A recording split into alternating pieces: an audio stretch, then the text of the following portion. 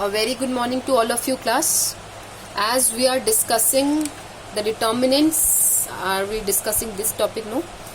Factors affecting or determining capital structure या determinants of capital structure की capital structure कैसा होना चाहिए वो factors discuss कर रहे थे and we have discussed point number 1 size of firm हम discuss कर चुके हैं already. Second point is stability of earnings. Stability of earnings मतलब साइज ऑफ फर्म हमने डिस्कस किया था बेटा. सेकंड पॉइंट है साइज ऑफ अर्निंग्स. अर्निंग्स मतलब आपके प्रॉफिट्स. बेटा अगर हमारे प्रॉफिट ज्यादा होंगे तो हम ज्यादा पैसा डेट से रेज करेंगे एज कंपेयर टू इक्विटी. क्यों? क्योंकि अगर प्रॉफिट ज्यादा है, जैसे मैंने आपको बताया था, ईबीआईटी में से हमें इंटरेस्ट माइनस करना पड़ता है तो हमारा ईबीटी आता है. मतलब ईबीआईटी हमारे पास अगर अच्छा है, मतलब अगर हमारे पास एडिक्वेट प्रॉफिट्स हैं तो हम इंटरेस्ट इजीली पे कर सकते हैं. अगर ऐसा हो गया कि ईबीआईटी हो ना लेकिन इंटरेस्ट हमारे पास हैवी बर्डन हो तो प्रॉब्लम हो जाएगी. तो प्रॉफिट्स हमारे पास बचेंगे नहीं, तो नीचे जो हम प्रेफरेंस शेयर होल्डर्स को पे करने वाले हैं या जो इक्विटी शेयर होल्डर्स को पे करने वाले हैं उसके अंदर हमें प्रॉब्लम होगी. तो इसीलिए हम क्या करते हैं, बेसिकली जो earning for interest and tax है इसमें से हम इंटरेस्ट माइनस करते हैं. तो ये हमें हमेशा ध्यान रखना है कि अगर हमारे पास प्रॉफिट्स अच्छे हैं तो हम अर्निंग्स जो हमारी स्टेबल है, ठीक है, अर्निंग स्टेबल है तो हम ज्यादा पैसा डेट से रेज कर सकते हैं क्योंकि हमारे पास प्रॉफिट्स इतने हैं कि हम इजीली अपना इंटरेस्ट पे कर सकते हैं. ठीक है, तो तब जब भी अर्निंग स्टेबल होंगी तो we have to raise more money from debt rather than equity. Next is degree of competition. Competition मतलब आपका मार्केट में कंपटीशन कैसा है. How your competitors are raising their funds. Are they raising more funds from debt और they are raising more funds from equity. जो competition कैसा है आपका, प्लस आपके कॉम्पिटिटर्स की जो सेल्स हैं वो कैसी हैं, आप किस टाइप की इंडस्ट्री में है, फॉर्म्स कौन कौन से हैं आपके, तो उस पर डिपेंड करता है कि आपका जो कैपिटल स्ट्रक्चर है वो कैसा होगा. Next is stage of life cycle of the form. आपका फॉर्म जो है कौन से लाइफ साइकिल पे है, स्टेज कौन से लाइफ साइकिल स्टेज पे है, मतलब वो इनफैक्ट ग्रोथ स्टेज पे है या इनिशियल स्टेज पे है, किस स्टेज पर है. अगर मैं बोलती हूँ कि अगर मैं सैचुरेशन पॉइंट पे आ चुकी हूँ, प्लस मैं अभी जैसे अगर मैं आपको बताऊँ, वेट बेटा, जैसे मैं यहाँ पे दिखा देती हूँ आपको, अगर पता हो बेटा कि फॉर्म की जो लाइफ साइकिल है बेसिकली कैसे होती है, इस तरीके से होती है. जहाँ पे यहाँ पे क्या होता है, मैच्योरिटी होती है. ओके, यहाँ मैच्योरिटी रहती है, यहाँ पे फॉर्म की ग्रोथ होती है, बेसिकली ग्रोथ, और यहाँ पे इसका इनिशियल पॉइंट होता है ना, और यहाँ पे इसका डी ग्रोथ होना शुरू हो जाती है, यानी कि फॉर्म जो है डाउनग्रेड आना शुरू हो जाता है इस टाइम पे. तो ये मैच्योरिटी और डिक्लाइन बोल सकते हैं इसको आप, डिक्लाइन. ठीक है, तो यहाँ पर आप देखो बेटा कि जब फॉर्म ग्रो कर रहा है तो obviously I will raise more and more funds. Mature है तब भी, बट अगर फॉर्म डिक्लाइनिंग मोड पे है, अगर फॉर्म डिक्लाइन हो रहा है, फॉर्म जो डिक्लाइनिंग स्टेज पे है, तो इस केस में मैं ज्यादा पैसा रेज नहीं करूंगी. क्योंकि अगर मैंने ज्यादा पैसा यहाँ पे डेट से ही सपोज रेज कर लिया तो मुझे डेट को पे करने में बहुत डिफिकल्टी होगी, या फिर जो मेरा इंटरेस्ट है उसको पे करने में बहुत डिफिकल्टी होगी. तो इसलिए ये डिपेंड करता है कि आप किस स्टेज पर हैं, उसी हिसाब से आप अपना लाइफ साइकिल के स्टेज के हिसाब से, फॉर्म के लाइफ साइकिल के स्टेज के हिसाब से अपना डिसाइड करेंगे कि आपका कैपिटल स्ट्रक्चर क्या होगा. Next is interest coverage ratio. Interest coverage ratio means आपके पास प्रॉफिट्स इतने हैं कि आपका इंटरेस्ट जो है इजीली आप पे कर सकते हो कि नहीं कर सकते हो. उसके लिए बेटा जब आपने रेशियो एनालिसिस का चैप्टर पढ़ा था, you would have studied interest coverage ratio in that. तो इंटरेस्ट कवरेज रेशियो का फॉर्मूला क्या होता था, interest coverage ratio is equal to profits before interest and income tax, यानी पीबीआईटी. किसकी बात कर रहा है, ईबीआईटी की बात कर रहा है, अपॉन फिक्स इंटरेस्ट चार्ज की कितना इंटरेस्ट चार्जेस हैं आपके वो. तो इसका मतलब क्या है कि how many times your profits are of your interest. आपके प्रॉफिट्स कितने ज्यादा हैं आपके इंटरेस्ट से. तो जितना ज्यादा होगा ये उतना आपके लिए अच्छा है, जितना कम होगा उतने आपके लिए ठीक नहीं है. इंटरेस्ट कवरेज रेशियो अगर अच्छा है, it means you are able to pay your interest on time and then you should also raise more and more money from debt rather than equity. Next is cash flow ability of the firm. बेटा किसी भी firm की cash flow ability बहुत depend कर, cash flow ability कितनी है इस पर बहुत डिपेंड करता है कि फॉर्म का कैपिटल स्ट्रक्चर क्या होगा. कैश फ्लो एबिलिटी का मतलब क्या है कि फर्म के पास जो है कितना कैश अवेलेबल है, सफिशिएंट कैश है या नहीं है. कि फर्म के फिक्स इंटरेस्ट चार्जेस होते हैं, जैसे फिक्स चार्जेस होते हैं, कंपनी वो इजीली पे कर सकती है कि नहीं पे कर सकती है. फर्म के पास अगर कैश अच्छा होगा तो फर्म अपना इंटरेस्ट भी इजीली पे कर पाएगी, डिविडेंड भी इजीली पे कर पाएगी, चाहे वो प्रेफरेंस के ऊपर हो चाहे वो इक्विटी के ऊपर हो. प्लस फर्म जो है अपना प्रिंसिपल अमाउंट भी इजीली पे कर पाएगा. कैश इनफ्लोज अच्छे होने चाहिए. कैश इनफ्लोज कैसे आते हैं आपके, जब हम सेल्स करते हैं, जो हम प्रोजेक्ट प्रोजेक्ट में जिनमें हमने पैसा लगाया था उनसे जो हम सेल करते हैं उनसे सारे एक्सपेंसेस माइनस करने के बाद जो हमारा बचता है basically those are my cash inflows, जो हमने कैपिटल बजटिंग के चैप्टर में पढ़ लिया है। तो हमारे कैश इनफ्लोज हमेशा अच्छे होने चाहिए so that I should be able to meet my fix charges of interest on time. Next is cost of capital.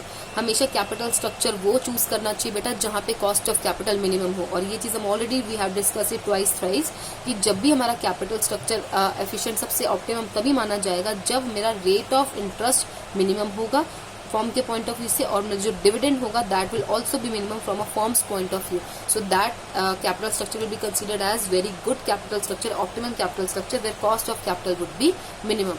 Next is rate of corporate tax. अब कॉर्पोरेट टैक्स बेटा जो टैक्सेस हम पे करते हैं, जैसे मैंने आपको बताया EBIT होता है, इसमें से हम इंटरेस्ट माइनस करते हैं, हमारा बचता है EBT। EBT में से हमेशा क्या माइनस किया जाता है, we use to deduct taxes out of it, और जो इसके बाद हमारा बचता है we come out to earning after tax. इसके बाद हमारा क्या बचता है, अर्निंग आफ्टर टैक्स होता है। तो EBIT में से इंटरेस्ट माइनस होता है तो हमारा क्या बचता है, EBT। EBT में से हम टैक्स माइनस करते हैं, टैक्स माइनस करने के बाद हमारा आता है अर्निंग आफ्टर टैक्स। तो आपको ये देखना पड़ेगा कि जो आपकी टैक्स रेट है बेटा, जैसे हम कैपिटल बजटिंग के चैप्टर में पढ़ रहे थे, किसी क्वेश्चन में वो 35% गिवन होती थी, किसी क्वेश्चन में 50% गिवन होती थी, तो उसी टैक्स रेट की बात कर रहे हैं हम लोग, ठीक है। तो हमारी जो टैक्स रेट है वो कितनी है उस पर डिपेंड करता है। अगर हमारा टैक्स बहुत ज्यादा है तो क्या होगा बेटा, अर्निंग आफ्टर टैक्स कम बचेगा, मतलब EBT तो जितना था बट अगर टैक्स रेट बहुत ज्यादा है, मान लो ये 50% है, ठीक है, तो इससे 50% हमारी मान लो बहुत ज्यादा है, तो इस केस में जो हमारा अर्निंग आफ्टर टैक्स बचेगा वो बहुत कम होगा। तो अर्निंग आफ्टर टैक्स जो होगा वो बहुत कम होगा, तो मैं अब डिविडेंड कैसे पे करूंगी, क्योंकि अर्निंग आफ्टर टैक्स के बाद ही हमें प्रेफरेंस शेयर होल्डर्स को डिविडेंड देना पड़ता है, और इसी प्रॉफिट में से अर्निंग आफ्टर टैक्स में से ही प्रेफरेंस शेयर होल्डर्स को डिविडेंड देना पड़ता है। अगर अर्निंग आफ्टर टैक्स कम बचेगा तो मैं डिविडेंड कैसे पे करूंगी, प्रेफरेंस को कैसे पे करूंगी, और प्रेफरेंस को नहीं पे कर पाऊंगी तो इक्विटी को तो ऑब्वियसली ही नहीं पे कर पाऊंगी। तो इसलिए हमेशा हमें ये चेक रखना चाहिए कि अगर हमारा जो कैपिटल स्ट्रक्चर है उस जो हम कैसा है वो किस पर डिपेंड होना चाहिए, आपके कॉर्पोरेट टैक्सेस पर डिपेंड होना चाहिए। अगर आपके कॉर्पोरेट टैक्सेस बहुत ज्यादा हैं तो आपके पास डिविडेंड के लिए प्रॉफिट्स कम बचेंगे, तो इसीलिए आप डिविडेंड के लिए प्रॉफिट्स कम बच रहे हैं तो इक्विटी से कम पैसा रेज करो उस केस में।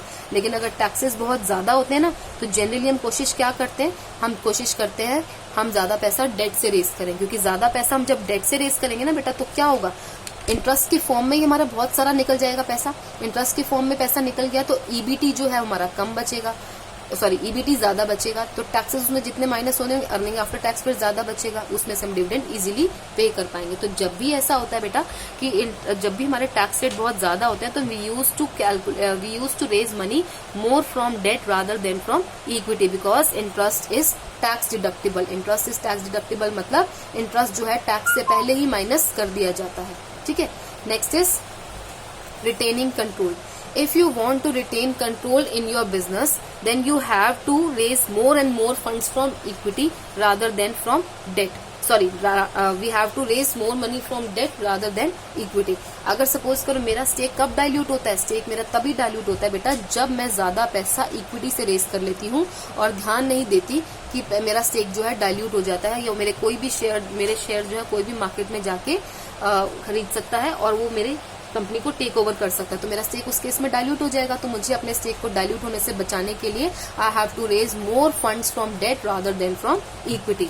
Next is flexibility. ये पॉइंट बेटा हम नंबर ऑफ टाइम्स डिस्कस कर चुके हैं, पहले 2 बार हम डिस्कस कर चुके हैं। तो हमारा कैपिटल स्ट्रक्चर होना चाहिए दैट शुड बी फ्लेक्सिबल, और फ्लेक्सिबल का मीनिंग क्या होता है कि जब भी हम पैसा रेज करना चाहें we should be able to raise funds, okay. Time जो है जब भी मैं नीड हो तभी हम उसको रेज कर पाए। Next is capital market conditions. Capital market conditions मतलब बेटा आपकी जो मार्केट है, कैपिटल मार्केट क्या होती है, जहां आप अपने लॉन्ग टर्म फंड्स रेज करना चाहते हैं, लॉन्ग टर्म फंड्स के लिए आप जहां से पैसा रेज कर रहे हैं, that market is called as capital market. Capital market जो बेटा, जहां हम शेयर मार्केट की बात करें so we can call it as capital market also. तो शेयर मार्केट का हमें ट्रेंड देखना पड़ता है। अगर शेयर मार्केट जो है बहुत अप चल रही है, I will be able to raise for money from equity at that time, ठीक है। तो मैं इक्विटी को अच्छे से लॉन्च कर सकती हूँ मार्केट में। बट अगर शेयर मार्केट्स डाउन चल रही हैं तो डाउन मार्केट में कोई भी बाइंग नहीं करता, तो शेयर होल्डर्स क्या करते हैं, वो बाय करना बंद कर देते हैं। उस टाइम पे अगर मैं अपने शेयर्स इशू करूंगी so I will not be able to raise more and more funds from equity. तो उस टाइम पे कभी भी पैसा रेज नहीं करना चाहिए इक्विटी मार्केट से, इक्विटी शेयर से, जब भी कैपिटल मार्केट्स डाउन हो, कंडीशंस उसकी डाउन हो। Next is credit standing of the firm. Credit standing of the firm का मतलब क्या है कि फर्म की क्रेडिबिलिटी कितनी है। क्रेडिबिलिटी मतलब firm is in whether a firm is in position to pay its debt on time और नॉट। अगर आप अपना डेट टाइम से पे कर सकते हैं तो आपकी क्रेडिट स्टैंडिंग पोजीशन जो है वो अच्छी है, आप अपना डेट इजीली पे कर सकते हैं। ऐसा तो नहीं है ना कि फर्म सॉल्वेंट हो जाए, इंसॉल्वेंट हो जाएगा। फर्म की जो है सॉल्वेंसी मेंटेन रहनी चाहिए। तो डेट से ज्यादा पैसा रेज कर सकते हैं अगर फर्म की क्रेडिबिलिटी अच्छी है तो। नेक्स्ट इज, क्योंकि डेट में तो पैसा ये है कि आपको 10 साल बाद अगर रिटर्न, डेट में पैसा रिटर्न करना ही करना पड़ेगा। इक्विटी में ऐसा कुछ नहीं है बेटा, इक्विटी में तो आप पैसा रेज करके इक्विटी शेयर होल्डर्स को रिटर्न नहीं करते। तो जब भी क्रेडिट स्टैंडिंग या क्रेडिबिलिटी अच्छी हो तो आप ज्यादा पैसा डेट से रेज कर सकते हैं। नेक्स्ट इज बेटा, आज के लिए इतना ही। I will discuss trading on equity, it's a very good point and most important point, and as well as trading on equity का जो पॉइंट है इसके ऊपर शॉर्ट क्वेश्चन भी आ जाता है बेटा कभी कभी। So I will discuss in my next video. तो credit standing of the firm तक अभी आप पढ़ेंगे 12th पॉइंट तक। Okay class, thank you for today.